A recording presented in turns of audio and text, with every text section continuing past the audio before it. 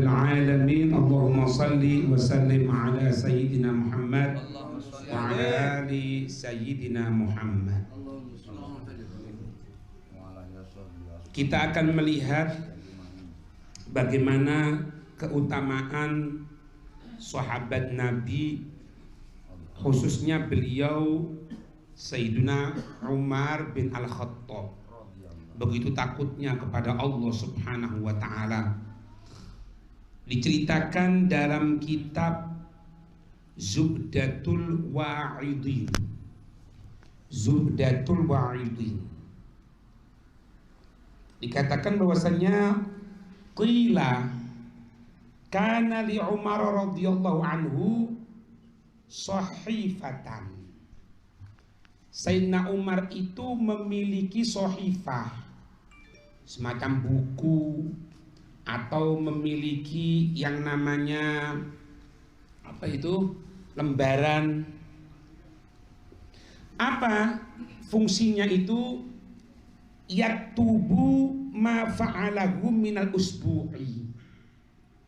Beliau itu menulis apa-apa yang beliau telah kerjakan minal usbu'i ilal usbu'i minal khairi wa syarri, dari satu bulan, dari satu minggu ke satu minggu berikutnya, baik kebaikan baik kejelekan. Tapi Sayyidina Umar, kejelekan Sayyidina Umar itu kebaikannya kita, ditulis sama beliau. Ini pengamalan dari hadisnya bang, hadisnya bang, hasibu anfusakum qabla an tuhasabu. Hisab diri kamu, tulis diri kamu sebelum kamu sekalian dihisab sama Allah Subhanahu wa ta'ala. Jadi persiapan gitu. Ditulis sama beliau selama 1 minggu. Ini dan sebagainya ya. Fa idza kana yaumul jumu'ati yu'radu a'mal usbu'i ala nafsi. Yu'ridu a'mal al-usbu'i ala nafsi. Dan jika masuk pada hari Jumat, beliau menyodorkan amal-amal perbuatan selama 1 minggu itu ala nafsi, atas dirinya. Jadi sebagaimana Allah mendapat sodoran dari malaikat amal perbuatan kita, maka Sayyidina Umar pun membuat seperti itu. Ditulis semuanya, setiap hari Jumat dilihat satu gitu. Jadi sebelum dihisab sama Allah Subhanahu wa ta'ala. Paham ini?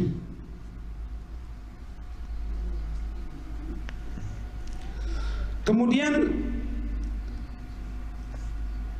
fakullama balagha syai'an fi ghairi dallahi ta'ala, kalau memang ketika itu sampai di dalam sesuatu yang tidak Allah ridhoi, Allah tidak meridhoi, misalnya ada tulisan Sayyidina Umar ini ya, hadirin, ini Sayyidina Umar, kira-kira apa yang diridhoi? Sayyidina Umar itu ketika menjadi khalifah jarang tidur. Kenapa? Kalau mau tidur siang, ketika sudah meletakkan kepalanya di tempat tidur, beliau mikir, aku ini diberikan tugas sebagai khalifah, pemimpin, untuk ngurusi manusia. Kenapa anak harus tidur? Gara-gara itu bangun. Kalau malam hari mau tidur, ketika akan meletakkan kepalanya di bantalnya, sudah siapin mau tidur, beliau ngatakan gini, pagi, siang, sore anak ngurusi manusia, terus hubunganku sama Allah kapan? Setiap datang perasaan itu beliau ninggalkan tidur. Jadi memang para ulama kita ngatakan gini, cirinya walinya Allah itu tidurnya itu tidak pernah direncanakan. Jadi tiba-tiba tidur gitu. Makanya kadang-kadang kita orang lihat, kadang-kadang pas di majelis sebentar tok, merem gini tok. wali. Itu wali. Faham ini ya? Jadi mereka tidak pernah menyiapkan tempat tidur, ada. Misalnya pulang dari pengajian, ayo di telepon istrinya, nyalakan AC di rumah dulu ya, betulkan tempat tidurnya. Itu bukan itu. Jadi wali itu tidurnya tidak pernah dipersiapkan. Banyak dah tidurnya daripada tidurnya. Apalagi Sayyidina Umar. Semuanya itu sahabat seperti itu. Sampai dikatakan apa? Kalau memang ada sesuatu yang Allah dari itu kira-kira dari Sayyidina Umar loh ya. Dari Sayyidina Umar menurut pandangan beliau ini. Ya. Apa yang dilaksanakan? Ja'ala yadribu bidurrati nafsahu. Beliau ngambil cambuk, rotan, dipukul sendiri. Dipukul sendiri.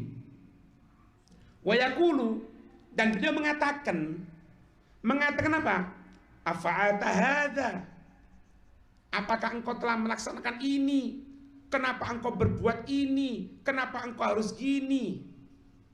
Dipukul sendiri. Sampai falamma mata arodu ghuslahu, maka ketika beliau tadi itu wafat dan mereka manusia menginginkan untuk memandikan jenazahnya Sayyidina Umar, faida fi dhahrihi wajabinihi sawadun min kathratid darbi wa jambaihi fi dhahrihi wa jambaihi sawadun min kathratid darbi. Ketika itu dapatkan apa? Di punggungnya, di lempengnya, lambung samping itu banyak bekas hitam karena apa? Bekas dipukuli sendiri karena kesalahan. Ini saya paham ini ya? Sampai dikatakan apa? Wa kana idza sami'a ayatul adzabi minal qur'ani, dan kalau beliau itu dengarkan satu ayat Al-Qur'an tentang masalah adab Allah, ada adab, ada siksa Allah, dengarkan seperti itu, kharra maghsyiyan alaih, beliau pingsan. Kalau dengarkan adab Allah yang diceritakan di Quran, pingsan. Bukan cuma pingsan toh, mikiri tadi itu, wayakunu maridon, sampai menjadikan beliau itu sakit, kepikiran ayat adab itu, kepikiran ayat adab. Wayaji'u ashabuhu, datanglah teman-teman beliau lil iyadati, untuk jemput dari untuk jenguk. Wa ala wajhihi khattani min kathrati sailani dumu'i ainaihi, di kedua pipinya ini ada garis hitam di sini. Kenapa? Karena seringnya menangis takut sama Allah Subhanahu wa taala. Air mata itu ada dua. Dalam syarah Burda dikatakan air mata ada dua. Kalau air mata bahagia itu yang keluar dingin, makanya tidak akan berubah. Kan gitu kan, kadang-kadang kan ya namanya makhluknya Allah perempuan kan gitu. Oleh duit nangis, tidak oleh duit geru-geru. Kan gitu. Atau kita orang misalnya bahagia karena apa gitu ya, sampai keluar air mata. Ketahui kalau air mata itu keluar karena bahagia, dingin, sehingga tidak akan menyebabkan hitam. Tapi kalau air mata itu karena kesedihan, yang keluar itu panas, sehingga akan menghitamkan di sekitar mata ini. Dan itu yang terjadi dengan Sayyiduna Umar, dan itu yang terjadi dengan Habib Ali bin Muhammad al-Habsyi, pengarang Maulid Habsyi atau Sayyidud Duror. Kenapa beliau seperti itu? Karena rindu sama Nabi. Syekh Al-Busiri pengarang burda seperti itu. Kalau sampean tidak ada bekas hitam berarti air mata bahagia mungkin ya. Bukan tidak pernah nangis, jangan sudon itu. Bukan tidak pernah nangis, cuma sering air mata bahagia. Makanya tidak nampak sama sekali. Insya Allah. Amin ya. Wa yaqulu, beliau masing-masingnya masih sempat-sempatnya ngatakan apa? Laitani lam talitni ummi. Andai saja ibuku tidak pernah melahirkan aku. Andai saja aku tidak pernah hidup di dunia ini. Ini Sayyidina Umar. Ini profilnya. Ini apa perlu tahu kan? Kalau ada orang ngatakan katanya Sayyidina Umar itu ngerebut kekuasaan, iya, Sayyidina Umar itu bla bla bla bla gini. Ini profilnya ini. Ini profilnya Sayyidina Umar. Apakah mungkin orang seperti itu? Rebutan kekuasaan. Sayyidina Umar bin Abdul Aziz sebagai ikon dari pemimpin yang adil. Ini merupakan turunan Sayyidina Umar. Turunan Sayyidina Umar. Sayyidina Umar bin Abdul Aziz. Sebentar kok beliau. Berapa tahun itu? 2 atau 3 tahun lah. Jadi khalifah. Sebentar. Kekuasaannya sampai begitu adilnya. Perhatikan ini. Kalau seorang pemimpin adil, maka keadilan itu akan turun ke bawahnya. Sama, bukan pemimpin negara atau enggak, pemimpin rumah tangga, pemimpin pondok, pemimpin madrasah. Kepingin istiqomah, kita kepingin beb anak punya istri ini gemar baca Quran. Ente baca Quran dulu. Anak kepingin Habib, anakku itu supaya gemar untuk baca wirid, mempelajari ilmunya Rasulullah. Jadi itu dulu. Karena kalau pemimpin baik, ke bawahnya kan baik. Sampai pada zaman Sayyidina Umar bin Abdul Aziz, begitu adilnya itu Sayyidina Umar bin Abdul Aziz, pada zaman beliau itu kambing berbarengan sama serigala. Jadi jalan untung-untung itu loh. Tidak pernah serigala nerekam dari kambing itu, tidak pernah. Dan beliau ini Sayyidina Umar bin Abdul Aziz keturunan dari Sayyidina Umar bin Khattab. Keturunan. Ceritanya itu gini. Sayyidina Umar bin Khattab itu sering, beliau itu keliling gitu lah. Di Madinah kan sering keliling. Tidak ada yang tahu Sayyidina Umar ini. Siapa itu? Jadi mas apa di pinggir-pinggir rumahnya orangnya dengarkan gini. Kalau ada yang ngomong, kita orang gimana ya, besok makan apa ya, gini ya, gitu. Langsung beliau ke Baitul Mal dibawa sendiri itu. Diberi ke depan rumahnya, ketok. Suatu saat, beliau tadi itu ngelewati ada di agak luar batas kota Madinah, ada kemah. Beliau ngeliat, ini kemahnya siapa ini? Dideketi. Ada omong-omongan antara ibu sama anak perempuannya. Ibu sama anak perempuan, omong-omongan gitu.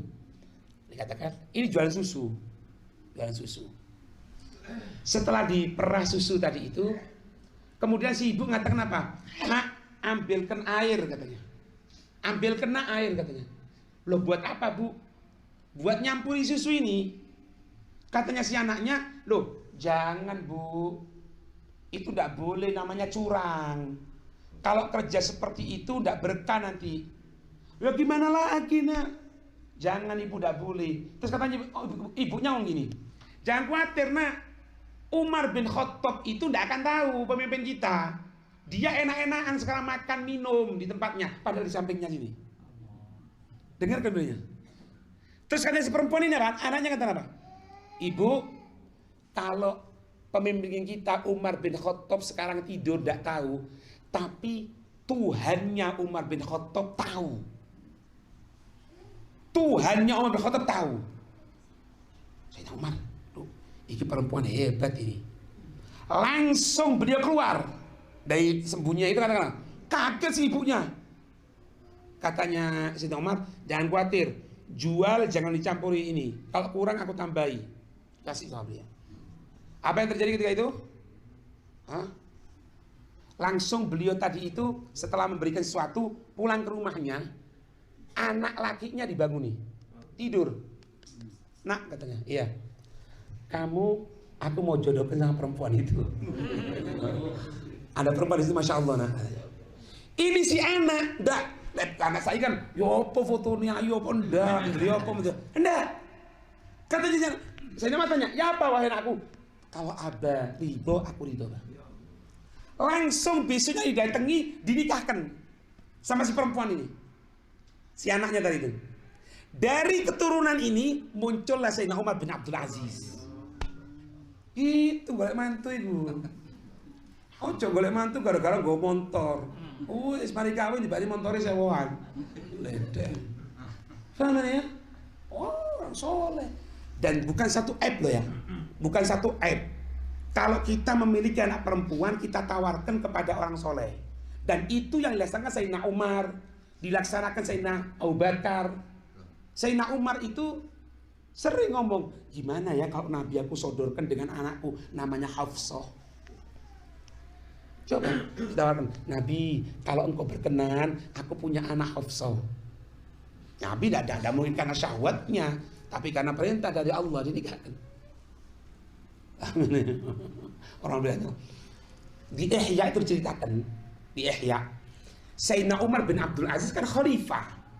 Ya, jadi kan gampang, khalifah itu presiden, dukure malah. Karena nguasai banyak zaman Sayyidina Umar bin Abdul Aziz. Di Ihya diceritakan suatu saat ada orang namanya Marwan. Marwan tengah duduk di masjidnya Nabi, dengar tengah malam ada orang sholat baca Quran keras. Baca Quran keras. Kemudian ngomong sama si budaknya, budak, sampaikan sama orang itu, sampaikan, kalau baca Quran jangan keras-keras. Katanya si budaknya ngomong, loh Tuan, ya ini bukan masjid kita toh. Ini masjidnya milik orang semuanya. Artinya tidak mau si budaknya ini. Langsung Marwan teriak, Fulan bin Fulan, kamu kalau baca Quran jangan keras-keras ya. Itu siapa yang pengen? Sayyidina Umar bin Abdul Aziz, presiden di Pengoyo itu. Setelah dengar teriakan seperti itu, Sayyidina Umar bin Abdul Aziz mempercepat sholatnya. Setelah itu beliau keluar ngambil sandalnya jalan sendiri. Jadi tidak ono pengawal-pengawalan tidak ono. Sayyidina Umar bin Abdul Aziz. Jangan kaget. Kenapa? Keturunan Sayyidina Umar bin Khattab. Jadi pemberani ada tempatnya sebetulnya ya. Kalau tidak perlu menunjukkan keberaniannya ya sudah. Lah kita orang kok ngono ya apa misalnya? Ojo ado-ado presiden. RW di korokno ngamuk bisa. Kurang ngajar kon. Delokan kon lek ngurusi surat aku ya. Ah kan? Si RW lho iki. Ini presiden dibengok kok delok ngono. Ndak jawabi, diem. Mempercepat sholat keluar. Ketika anak baca riwayat tadi di Ihya pagi, kita orang baca itu kayak gitu. Anak ngomong ada nanti, ya tidak kaget. Wong puturi Sayyidina Umar. Paham ya, ini profil Sayyidina Umar. Pernah suatu saat Sayyidina Umar itu mendengarkan orang baca Quran. Sayyidina Umar dengarkan orang baca Quran. Yauman kana yamshi fasami'a qari'an yaqra'ul Qur'ana.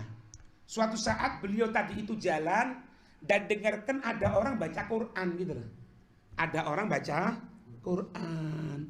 Apa yang dibaca ayatnya itu? Inna adzab rabbika lawaqi'. Sesungguhnya azab Tuhan kamu, siksaan Tuhan kamu lawaqi', akan terjadi, malahu min dafi', tidak ada yang mampu untuk menolaknya sama sekali. Dengarkan orang baca Quran seperti itu, fasakoto andabatihi maghsyian alaih. Beliau yang berada di atas kendaraan binatangnya, kudanya, jatuh dalam keadaan pingsan, geblak. semaput, pingsan. Kemudian apa? Fahamaluhu ila baitihi. Orang-orang bawa beliau digotong ke rumahnya. Setelah kejadian itu, falam yakhruj min baitihi syahrun. 1 bulan penuh beliau tidak keluar, sumpek, takut, sedih akan ayat tadi itu. Kayak ayolah pelan-pelan kita coba. Kita sudah dimudahkan kok sama Allah. Kalau kita orang diberikan kemudahan oleh Allah, untuk misalnya kita orang ini, ana sudah biasa baca Quran, beb, alhamdulillah, pelan-pelan. Sekarang nyoba ngerti maknanya. Selain hadir pengajian, kan ada Quran yang terjemahannya itu kecil-kecil, dibaca pelan-pelan. Ada waktunya sendiri. Satu orang soal ditanya, kamu ini hatam Quran setiap kapan? Tanya gini, tanya itu ente, iya. Yang itu maksud yang biasa atau yang luar biasa? Maksudnya gimana? Kalau yang biasa, alhamdulillah tiap hari aku hatam Quran. Tapi ada satu bacaan yang sampai sekarang selama 30 tahun aku belum hatam sekali. Loh, kok bisa katanya? Itu khusus waktu malam hari aku baca 1-2 ayat, aku renungi, aku tafakuri. Kita tidak mampu. Kalau model seperti itu tidak mampu. Tapi pelan-pelan dicoba. Pelan-pelan. Al-Quran mau direnungi, baca mau direnungi. Ketika kemarin kita orang ziarah ke Habib Zain bin Smith yang di Madinah, beliau jelaskan orang yang setelah sholat subuh dia baca Al-Quran, setelah sholat subuh baca Al-Quran, katanya beliau akan mempertebal iman. Artinya dia tidak akan mudah dalam keadaan kekufuran, kemurtatan dan lain sebagainya. Cuma ya perlu usaha. Kita pernah dapatkan ketika hadir di kan baca wirid bareng-bareng dalam Mustafa itu, tiba-tiba beliau Habib Umar berdiri. Tengah mau coba ngadeg. Kita orang mau ikut berdiri semuanya. Katanya beliau duduk. Ternyata lah, beliau berdiri itu karena baca wirid akan ngantuk. Jadi takutnya ngantuk, ketinggalan dan baca wirid, beliau berdiri. Untuk apa? Untuk menghilangkan kantuk. Habib Umar bin Hafid, oh pemanin kula jenengan. Kadang-kadang kalau majelis ngantuk, selesai majelis hilang ngantuk. Berarti bukan murni itu, Pak. Yakin bukan murni. Sudahlah, bukan murni. Anak Habib kalau baca Quran kok ngantuk ya, taib, tutupan Quran. Hilang, Beb. Bukan murni. Sudahlah, yakin. Kalau memang di majelis ngantuk, nanti selesai majelis, wassalamualaikum warahmatullahi wabarakatuh, atau dibagiin makanan, sik ngantuk, betul ngantuk. Tapi kalau melek, lek jadi ojo cenger, itu bukan murni ngantuk. Jangan biasakan diri itu di tempat dalam keadaan males, jangan, tak paksa. Dan satu guru kita ngatakan apa? Tidak ada jalan untuk wusul ilallah. Tidak ada jalan ya. Tidak ada jalan. Mau nyari tidak ada. Cuma itu apa? Bitaklif. Bitaklif dengan dipaksa. La yukallifullahu nafsan illa wus'aha. Sesuai kemampuannya. Itu pelan-pelan ditaklifnya. Ba'da subuh. Biasanya Bib anak kalau setelah subuh langsung tidur. Mulai besok 10 menit tidak tidur. Ningkat terus. Sudah biasa 20 menit, sudah biasa 30 menit, sudah biasa nunggu waktu duha. Itu. Kalau anda tidak iso, wis sampai dodolan kerupuk misalnya, mosok bendino nang warung tok dodolane. Ra kepingin nang warung, nang toko, nang perusahaan, sak Jawa Timur, sak Indonesia, sak dunia lek perlu mangan kerupuke. Loh kenapa kalau dunia kita orang ini ingin berkembang tapi akhirat kok enggak? Ini lihat cerita Sayyidina Umar.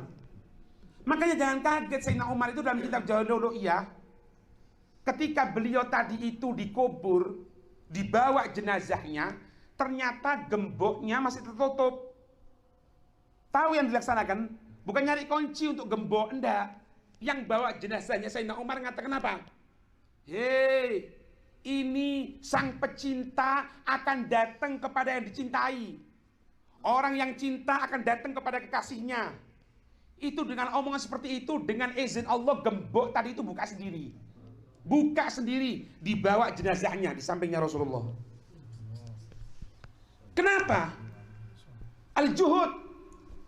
Kenapa? Paksa diri. Jangan pernah udurkan. Bahkan para ulama kita mengatakan bukan cuma sholat yang dikodoi, baca wirid, baca Quran. Kalau enggak kodok, supaya apa? Supaya terbiasa diri kita ninggalkan. Gitu. Ya, makanya kita orang kan anak sengaja pilihkan dari kitab Dia Ulami. Mungkin diantara kita atau kebanyakan kita kan enggak tahu Dia Ulami.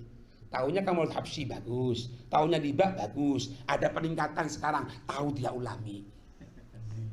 Nanti ganti lagi, apa lagi? Gitu. Baru mendapatkan kemuliaan insyaallah biidznillah. Semoga kita mendapatkan kemuliaan dari Allah. Semoga kita selalu dimuliakan oleh Allah, selalu diberikan semangat oleh Allah untuk selalu mendekatkan diri kita kepada Allah melalui wasilah orang-orang yang soleh di antara kita. Amin ya rabbal alamin. Wallahu a'lam bissawab.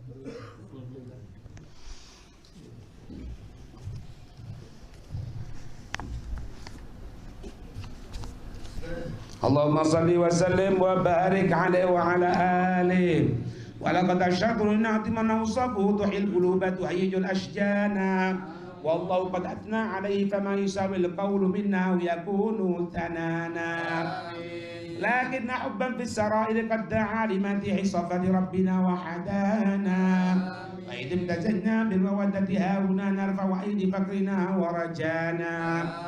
الواحد الأحد العلي إلهنا متوسلين بمن إليه دعانا مختاره وحبيبه وصفيه زين الوجود به الإله عبانا يا ربنا يا ربنا يا ربنا بالمصطفى اقبلنا أجب دعوانا أنت لنا يا ذخرنا في هذه الدنيا وفي أخرانا أصلح لنا الأحوال واغفر ذنبنا ولا تؤاخذ ربنا أخطانا واسلك بنا في نهج طه المصطفى ثبت على قدم الحبيب خطانا أرنا بفضل منك طلعة أحمد في بهجة عين الرضا ترعانا واربط به في كل حال حبلنا وحبال من ودى ومن والانا والمحسنين ومن أجاب نداءنا وذوي الحقوق وطالبا أوصانا والحاضرين والساعيا في جمعنا ها نحن بين يديك أنت ترانا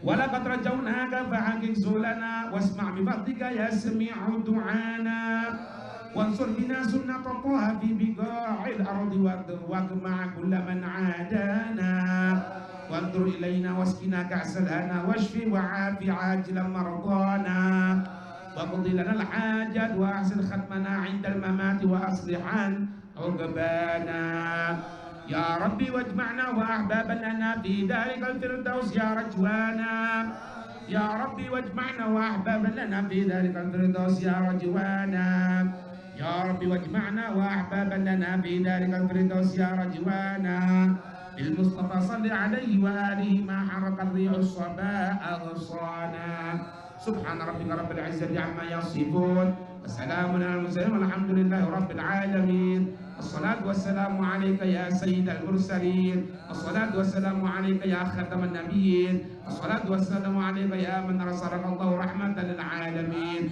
ورضي الله تعالى عن أصحاب رسول الله أجمعين آمين بسر الفاتحة.